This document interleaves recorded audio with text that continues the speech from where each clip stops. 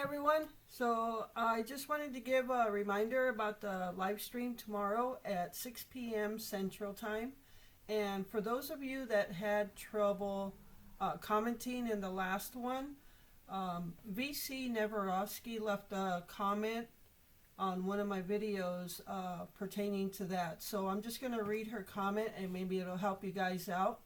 So, she said, for those that had an issue commenting on the live stream, when I clicked the notification that it was starting, it brought me right to the stream and the comments. I got disconnected because I got a phone call. When I came back, it wasn't showing the comments or allowing me to comment. I had to click the live chat button.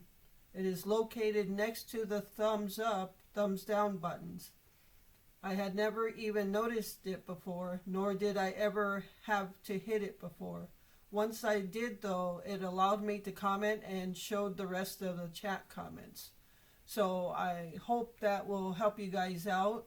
Hopefully nobody has any issues if you are going to join in the live stream tomorrow night. I hope you all can join, but I understand if you can't join.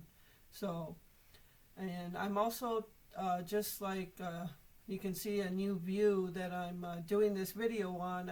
I'm testing out a external webcam just to see how it works. So, all right. So yeah, please join me in the live stream tomorrow, Tuesday, December 21st at 6 p.m. Central. So I hope you all can join for that.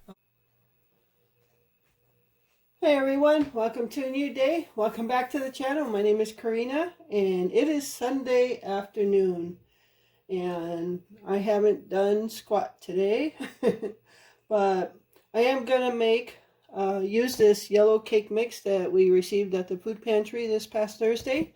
And what I'm gonna do, instead of making one big cake, I'm gonna make two 8x8 pans. One just a regular cake. Glenn wants just a regular cake, and the other one I'm going to make the Boston cream poke cake with vanilla pudding. And then for the frosting, I'm going to make a chocolate ganache. I guess they would call it chocolate ganache, where I'm going to use some semi-sweet chocolate chips, butter. We're out of regular milk, but I thought I remembered we got these from the pantry. We got about 7 or 8 or 9 of them.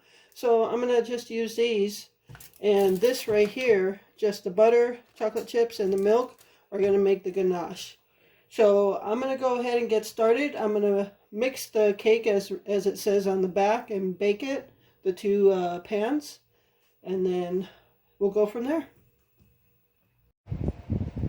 Alright, I got the cake mix done, so I just split it between the two pans, and I'm going to put them both in the oven at the same time. Check on it about 20 minutes or so. It'll probably take 20 to 30 minutes to bake, and then we got to let them cool off. Alright everyone, so what we're going to do now is we're going to poke holes through the cake for the pudding to go through, thus making it a poke cake. So I'm just going to put holes all over the cake. Alright, so now we're just going to make the pudding and then pour it over here. Alright, so now I got 2 cups of cold water in there. Or not cold water, cold milk. And now I'm going to add in, and I'm using a 3.5 ounce box of vanilla pudding. So I'm just going to put it in there and start whisking it.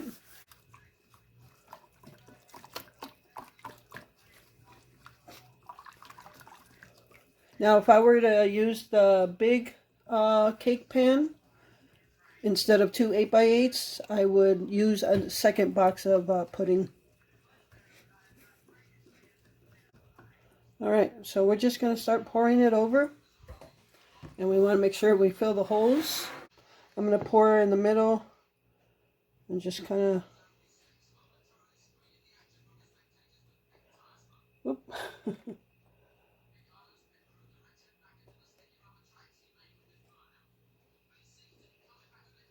And this is just also going to give you a layer of pudding on the top.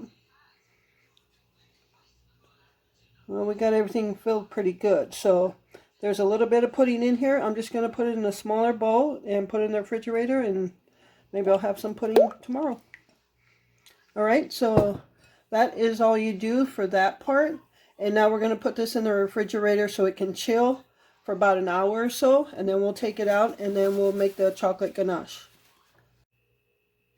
Alright everyone, so we are ready to make the chocolate ganache. And it's pretty much just the chocolate frosting. And this is all you're going to need. You're going to need 1 cup of semi-sweet chocolate chips, 6 tablespoons of butter, and it does not need to be softened because you're going to put it in the microwave anyway, and a 1/4 cup of milk. And then you can use a little bit of vanilla to add in to offset the bitterness of the semi-sweet chocolate chips. You'll need 1 bowl to put your chocolate chips in and mix all of it, and something that can go in the microwave because you're going to mix the butter and the milk together in that bowl, and that's going to go in the microwave, and then you're going to pour it in the chocolate chips. So right now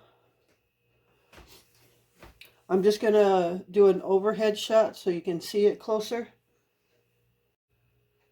Okay, so you just want to throw your 1 cup of chocolate chips in the bowl.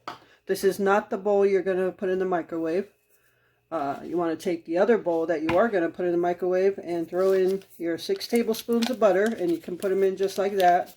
Again, you can cut them up so they melt faster, but it doesn't matter. That's softened. But like I said, it doesn't need to be softened. And then your 1/4 cup of milk is going to go in the same bowl as your butter. And then you're going to put this bowl that has your milk and your butter in the microwave until the butter's melted and it's all warm. Alright, so we have the bowl where the milk and the butter are melted together. And we are just going to pour that into the chocolate chips, and the chocolate chips will melt.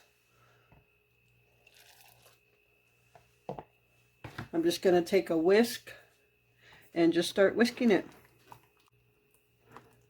And you can see it's turning into a nice ganache.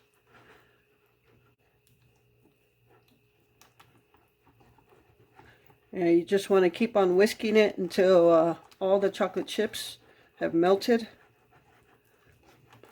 At first it'll be like they're clumpy, but just keep whisking it.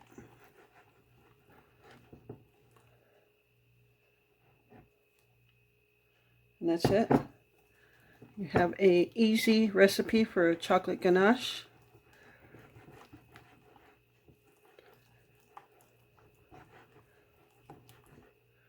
Or as I call it, chocolate frosting. Okay, so now we're just going to pour this over the 2 cakes.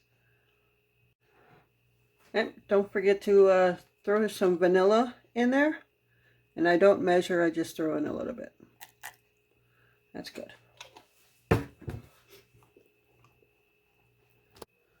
Okay, so here we have Glenn's cake without the pudding, so that's just a regular yellow cake. And then over here is the Boston cream poke cake. You can see even where the holes are that got filled with vanilla pudding. And now we're just going to throw the frosting over it.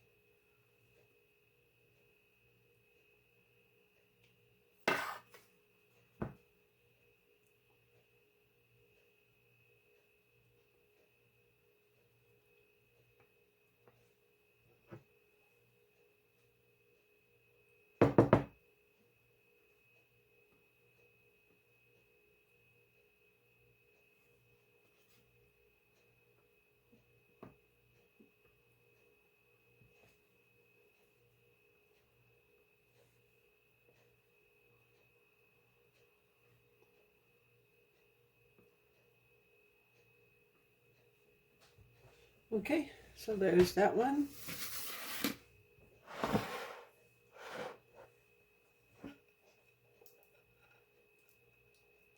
And you want to set this in the refrigerator again to chill, so the frosting can harden or set, whatever you want to say.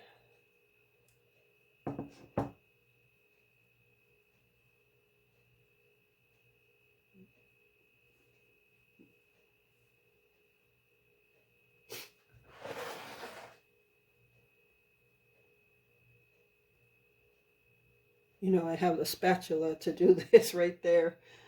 I'm just doing it with a spoon. Why dirty another dish?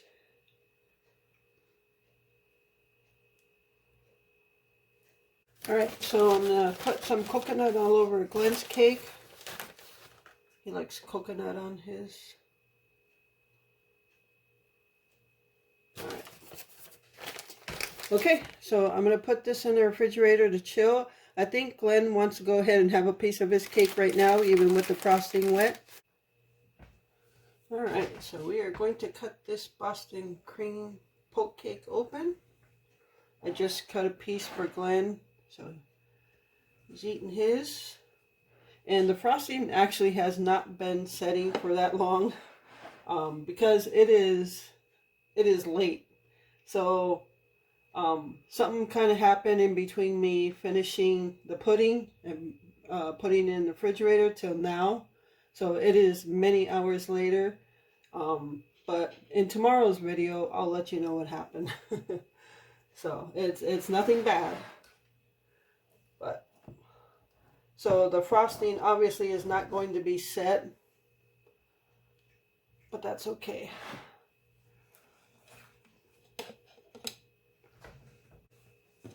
All right, so you can see some of the pudding right there. You can see the pudding inside the cake. And there's a small layer of pudding on top of the cake between the frosting and the cake.